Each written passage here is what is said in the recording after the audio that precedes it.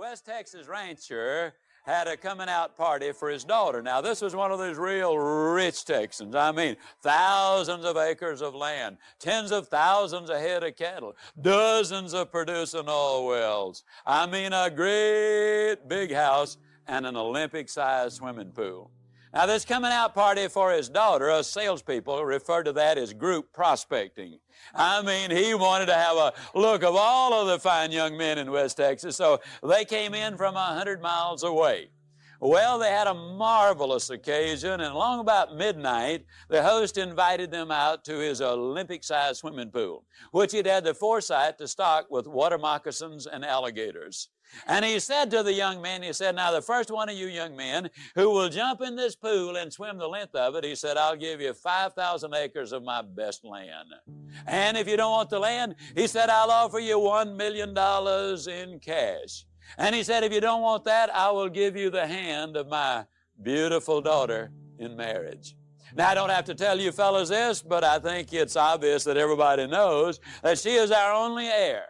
And the one who gets her for his bride will eventually get all of this. Well, the words were no sooner out of his mouth than there was a loud splash at one end of that pool, followed by an almost immediate emergence of a dripping young man at the other end of that pool. He had set a world's record which will never even be approached. Well, the host was all excited. He ran down there, and as the young man was just shaking himself off from that fast swim, he said, congratulations, son, that's absolutely fantastic. He says, do you want the 5,000 acres of my best land? The young man said, no, sir. He said, well, do you want the $1 million in cash? He said, no, sir. Well, he said, then, son, I've got to assume that you want the hand of my beautiful daughter in marriage. The young man said, no, sir. And the West Texan said, well, son, for crying out loud, what do you want? The young man said, I want to know the name of that dude that pushed me in the swimming pool.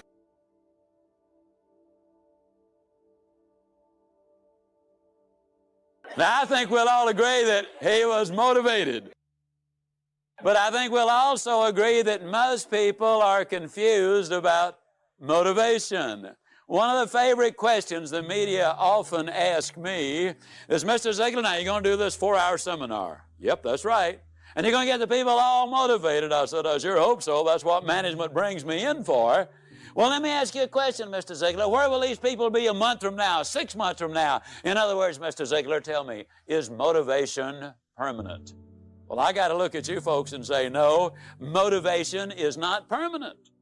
But then neither is bathing. But that doesn't mean I don't approve of bathing. As a matter of fact, I strongly encourage it. Eating is not permanent unless you don't eat, and then pretty soon your condition will be permanent. No, motivation is not permanent for the simple reason that we've got demotivation, which takes place every day of our lives. There's more confusion about motivation and positive thinking than just about anything that I have ever encountered. I believe in this presentation, though, we're going to be able to clarify much of that for your benefit, and more importantly, share with you how you can keep the motivation and the positive thinking going. Positive thinking won't let you do anything. I get so annoyed when I hear some people enthusiastically stand up and say, man, with positive thinking, you can just do anything. Just believe it, and man, think about it positive enough, you can do it. I believe that's ridiculous. See, I'm 60 years old. I don't care how positive I got. I could not whip a boxing champion. I don't care how positive I got. I could not play football in the NFL or the basketball in the NBA. I don't care how positive I got, I couldn't perform major surgery on you and have you live. Nor could I give you a lecture on nuclear physics. Positive thinking won't let you do anything, but it will let you do everything. Better than negative thinking will. You know what positive thinking will do? Positive thinking will let you use your ability. And I'm here to tell you that is all you really need. Positive thinking won't let you do anything, but it will let you do everything better than negative thinking will. Will you buy that idea? Does that make sense to you? Okay, it lets you use your ability. See, that's what we want to communicate with you in this presentation. Now, J. Allen Peterson, in his beautiful book, The Myth of the Greener Grass, points out that according to one computer study, over 90% of the input in our minds on a daily basis is of a negative nature. Shad Helmstetter, in his book, points out that the average 18-year-old American has been told 148,000 times, no, or you can't do it. But I talk about demotivation and negative input and so forth. Let me share with you just some of the things that maybe you've heard. An overweight person sits down at the table and what do they say? Everything I eat turns to fat. A parent sends a child off to school and says, now don't you get run over. I mean, that's about as negative a statement as you can get. You see, our terminology, it's all fouled up. We wake up in the morning with the aid of an electronic rooster, and what does the average person call that electronic rooster? You tell me. Alarm clock. But you see, they sound the alarm when the building catches on fire. That scares people. They sound the alarm when the bank's being robbed. That scares people. If you wake up to an alarm, that scares people. No wonder they're negative. It's an opportunity clock. Well, you think about it. If you can hear it, that means you've got an opportunity to get up and go. If you can't hear it, that might mean you done got up and gone. I mean, you think about it, it really is an opportunity clock. How negative are we? They bring out a loaf of bread, and what do they call the first slice? I mean, the first slice on the loaf of bread. Tell me, the heel or the end? Isn't that crazy? Never saw a loaf of bread in my life that didn't have two beginnings. I mean, we really need to explore that. Now, what we want to do is we want to look at a formula. And this formula is a very significant one.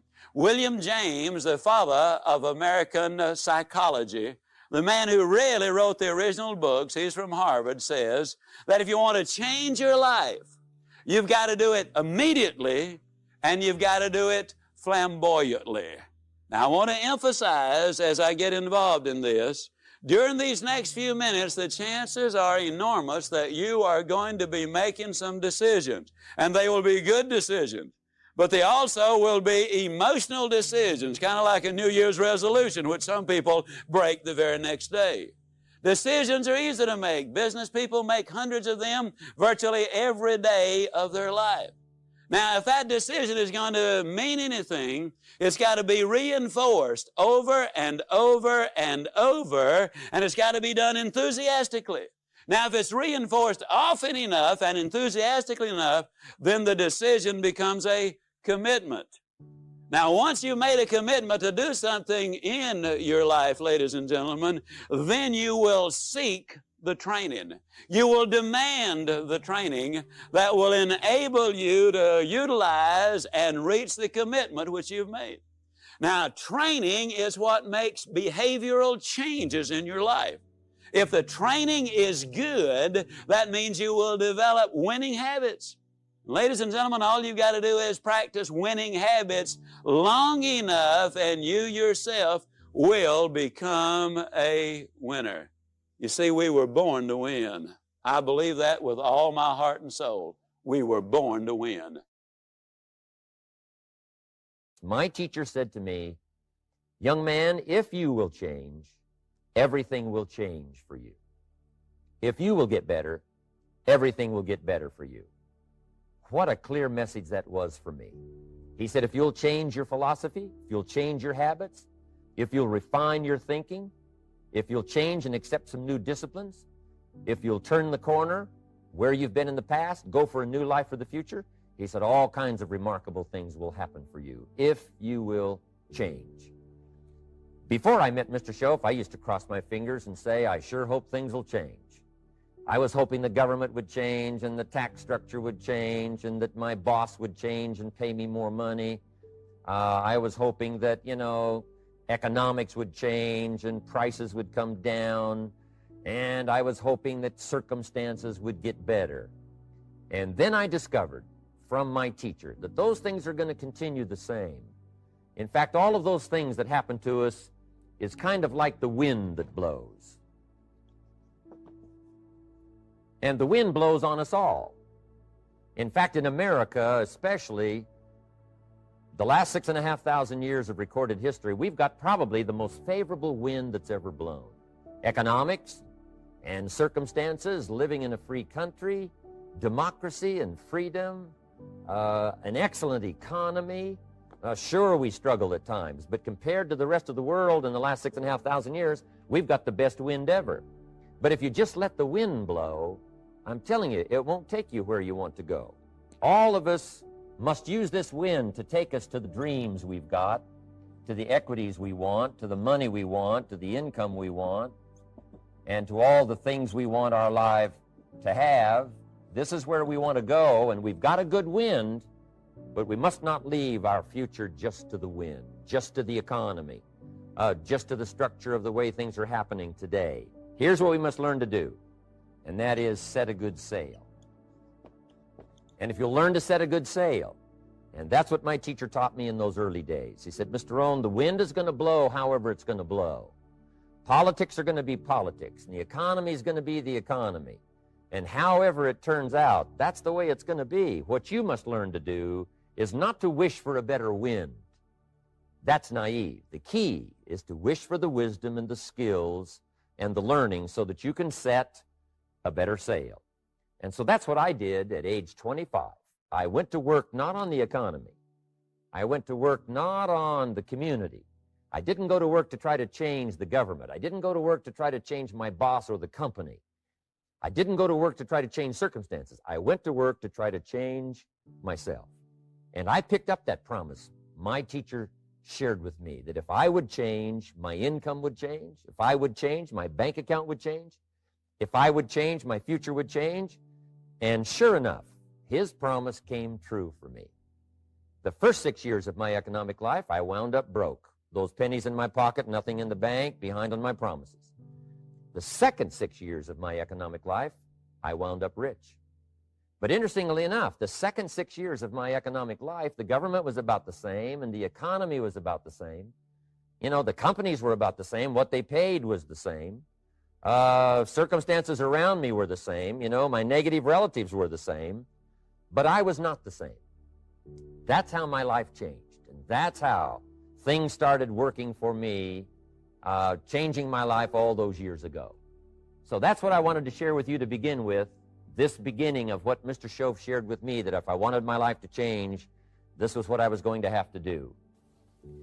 Now, in illustrating personal development, Mr. Shoaff, my teacher, started with money. You know, money's not the only place to start in talking personal development, but it's where he started, so let me share the thoughts he shared with me back then. Let me share them with you. Here's the best lesson I can give you on economics. It's very simple. We get paid for bringing value to the marketplace. That's about as simple as I can put economics. We get paid for bringing value to the marketplace. Now, it takes time to bring value to the marketplace. However, we do not get paid for time, so we cross that out. Mistakenly, the man says, I'm making about $20 for an hour. Not true. If that was true, you could just stay home, right, and have him send your money. So that's not true. We don't get paid for time. We get paid for value brought to the marketplace. Now, since that's true, here's one of the key questions of my talk to you today. Is it possible to become twice as valuable to the marketplace and make twice as much money in the same time? Is that possible? The answer is yes. Could you become 3 times as valuable as you might be right now to the marketplace and make 3 times as much money in the same time? And the answer is yes. 5 times, 10 times? Of course. America is unique. It's a ladder to climb. It starts down here, let's say, at $5 an hour, and it keeps going up. Top income last year, $80 million. The guy who runs Coca-Cola. Now, that's a heck of a ladder. That's why everybody wants to come here, right? The boat people are not headed for Vietnam. People haven't plotted and schemed for 50 years saying if I could just get to Poland, everything would be okay. Not true. Everybody wants to come to America. And the reason is because we've got the best wind ever blowing in our favor. We've got the best economic opportunity anybody's had in 6,500 years. And all you have to do is understand it and take advantage of it. Now, there's some key questions to ask here. Why would the marketplace pay someone only $5 an hour? Very simple answer. They're not very valuable to the marketplace. Now, we must underline to the marketplace. This person might be a very valuable brother. Yes. Member of the family, valuable. Yes. Valuable member of the church, of course. Valuable citizen of the country? Yes. Valuable in the sight of God? No doubt. We're all of equal value in the sight of God. But if you're not very valuable to the marketplace, you don't get much money. You say, well, it shouldn't be that way. Well, then you got to start your own country. You know, this one's been in process for 200 years, and this is the best we've been able to come up with so far. But here's the key. You don't have to stay here. Now, there was a big debate in Congress last year that this $5 was not enough, should be 6, should be 6, should be 6. But we don't need legislation. 6 is already on this ladder. The next step up. You know, if you work for McDonald's, they'll pay you $5 an hour to take out the trash. If you whistle while you take out the trash, they'll pay you $6 an hour. So we don't need that legislation. You just need to take lessons on how to whistle. Have a good attitude. Now, as you begin to climb this ladder, why would the marketplace pay some people $50 an hour? Answer, evidently, they must be more valuable to the marketplace. 10 times more valuable. And is that possible for someone to be 10 times more valuable and earn $50 an hour instead of 5? And the answer is yes. That's what America is all about. Now, why would the marketplace pay some people $500 an hour? Evidently, this person must be much more valuable to the marketplace. That's what's important to understand, to the marketplace. And would the marketplace pay one person $80 million for 1 year's work? And the answer is, of course. If you helped a company make $1 billion, would they pay you $80 million? I'm telling you, it is possible. And that's why America is so exciting. That's why this financial ladder is so exciting. It's possible for all of this to come true for all of you, no matter where you start. As a student in school, just getting started out there in the workplace, this is all possible for you. Now, Mr. Schoaf gave me the clue on how to climb this ladder as high as I wanted to climb. Now, we're talking primarily economics here. There's a lot of other ways to become valuable to your family, valuable to your friends, valuable to the community, valuable to the team, right? Valuable to the team effort, valuable to the concert. But here's what he said to me. In climbing this ladder economically, all you have to do is work harder on yourself than you do on your job. Once I heard that, it made sense to me. I kept hoping that everything else would change around me, found out that if I went to work on myself, worked on my skills, worked on my language, if I became better than I was each year, if I grew in skills and language and vocabulary and competence, then I would become attractive to the marketplace. Not very long ago, a company called me and said, Mr. Rohn, we're expanding internationally. We'd like to have a bit of your expertise to help us. Would you give us a bit of your time? We'll add some millions to your fortune. And I said, okay. And I thought later, isn't that interesting? They would call me. Then my second thought was, of course they'd call me. Who else would they call? I can get the job done. Now, what a contrast for me, farm boy from Idaho, raised in obscurity, parents of modest means, broke when I was 25. How come I would get a telephone call and someone offer me a lot of money to help them in expanding around the world? Simple answer, evidently. Something happened to me between age 25 and where I am today. And I can tell you where it all started. From my teacher, Mr. Schoaf, who said to me, you don't have to change what's going on out there. That's the wind that's blowing. All we have to do is change what's going on in here. And now there's several ways to do that on personal development. And let me give you those ways. Here's the first one. We must learn from personal experience. Pretty simple. Learn from what happens to you. Take a look back over the last few months. Did you make some mistakes? How could you correct those for the future?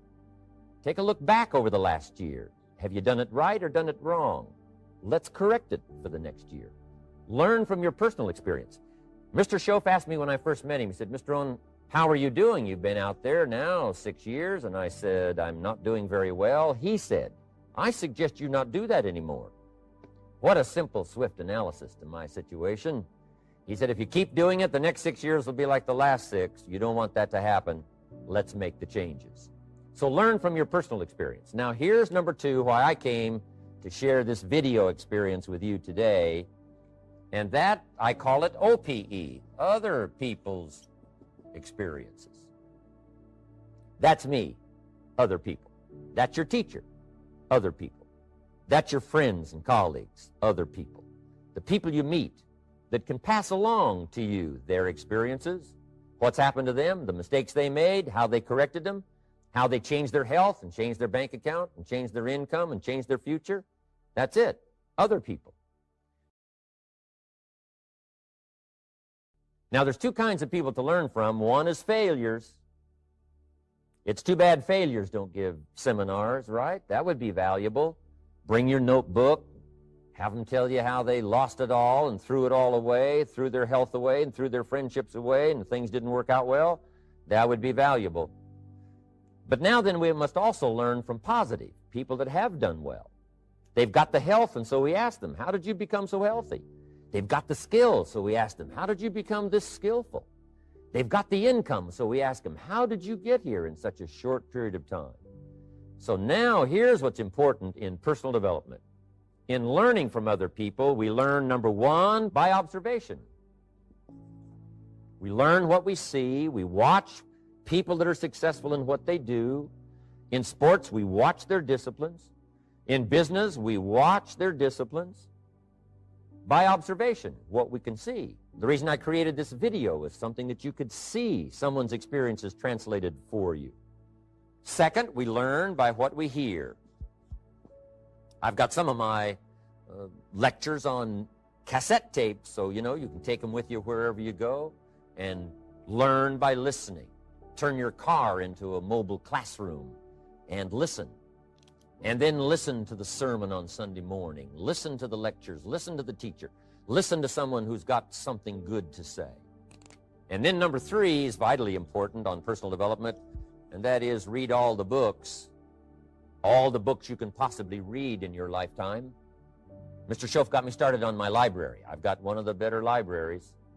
Haven't read everything in it, but I feel smarter just walking in it, my library. At least I was smart enough to buy it. Now I got to be smart enough to read it. Then, of course, I got to be smart enough to decide what's valuable and then do it.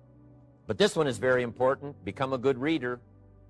Some books that helped change my life. Mr. Schoaf recommended, of course, the Bible. And my parents made sure I was a pretty good scholar by the time I was 18. That's been so beneficial for me, drawing from those illustrations, reading about those stories, people who made it and people who didn't make it and what the difference was.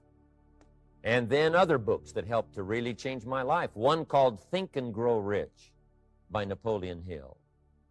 And then a book that helped me become financially independent by the time I was 31. And that book is called The Richest Man in Babylon by George Clason. And I'm going to share a little bit of that book with you when I get to financial independence today, our 3rd subject. But I started reading the books, attending the classes, making sure that I got in front of people that had something good to say. And then I started keeping a journal. One of the major things my teacher taught me was to keep a journal. He said, don't trust your memory. If you hear something good, just make a little note and write it down. Now, at first I took, notes on pieces of paper and torn off corners and backs of old envelopes. And it didn't serve me well, thrown in a drawer. Then I learned to keep a journal, a bound copy of all my notes. So I would suggest you do the same. Things that impress you, a poem that impresses you. When you attend a class, some of the ideas that impressed you, jot them down. You read something in a magazine, right? Some ideas. Take those out, put them in your journal. Keep a good journal the rest of your life. This will serve you well. My journals make up a significant portion of my own library. And if you saw my library and saw my journals, I tell you what you'd have to say. This is the library, and these are the journals of a very serious student. No wonder Mr. Rohn is invited to lecture and speak on his experiences around the world. So I want the same thing to happen to you. Value captured that you can resort to later, go back over it and review it, and let it become valuable to you. So that's my first subject, personal development. Work harder on yourself than you do on your job. Develop the skills, learn the lessons, take the classes, absorb all that is being taught to you these days. And then later on, of course, you can sort it out, what's valuable to you and how to refine it for your business and for your life and for your future. But the main thing is to get it and start this process of personal change, personal development. And let me say it one more time. If you will change, everything will change for you. You'll never be the same. You'll keep growing. As you look back on a few months, look back on a few years, you won't believe the progress you can make. Economically, your relationship with your family, your friends, and whether you're in sports or economics or whatever, I'm telling you, that whole process of committing yourself for personal change, personal value, can really make your life unique and worthwhile.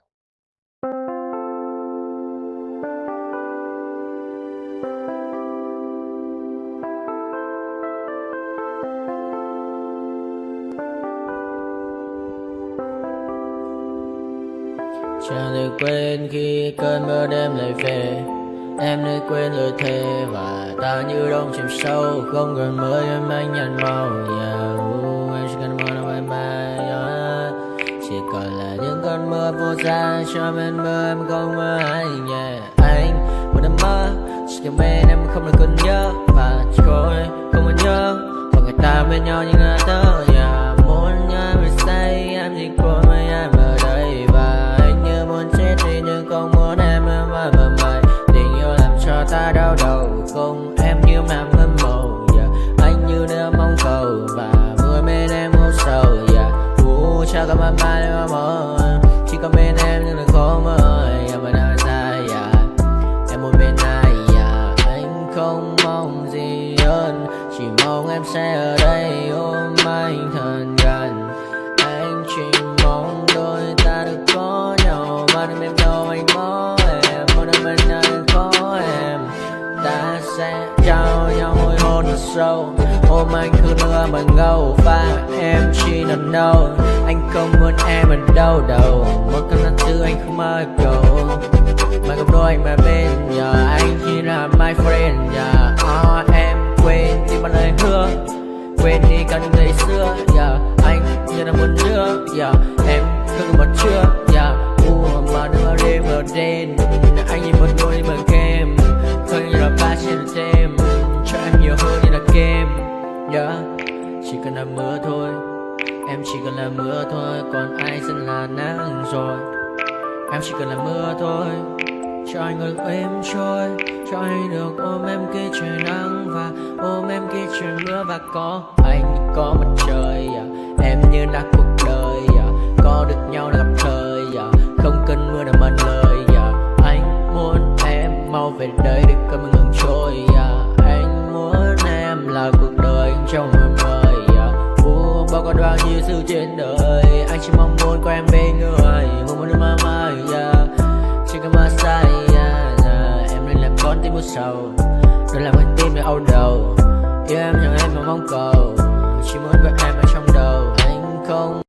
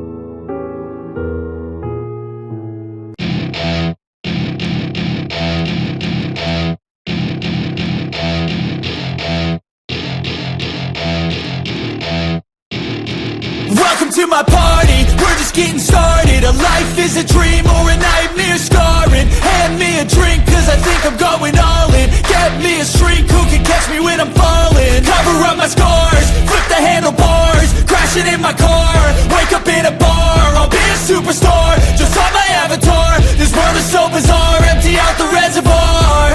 Yeah, I'm taking 6 shots, yeah, straight to the face. And I wanna get lost, I'm sick of this place. Don't know how to stop when I'm feeling this way. So I'm taking 6 shots till I'm feeling okay. I think I'm going crazy, don't think I'll get home safe. So I'm taking 6 shots, all straight to the face. I'm taking 6 shots, are you coming with me? I'm taking 6 shots, yeah, straight to the face. And I wanna get lost, I'm sick of this place. Don't know how to stop when I'm feeling this way. So I'm taking 6 shots till I'm feeling okay. I think I'm going crazy, don't think I'll get home safe. So I'm taking 6 shots, all straight to the face. I'm taking 6 shots, are you coming with me? Sometimes you need to let loose, grab juice, get goose, tattoos, taboos, get screwed. Loosen up, buttercup, all those hate comments will never make you feel enough. We're all adequate graduates, hearts full of calluses, but we know calculus. Damn, ain't that fabulous, can't wait to apply all those mathematicus.